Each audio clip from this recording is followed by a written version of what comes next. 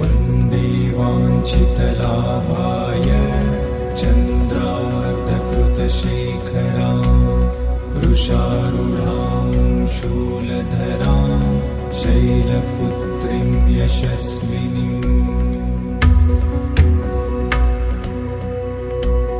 वन्दे वाञ्छितलाभाय चन्द्रार्धकृतशेखरां वृषारूढां शूलधरां शैलपुत्रीं यशस्विनीम्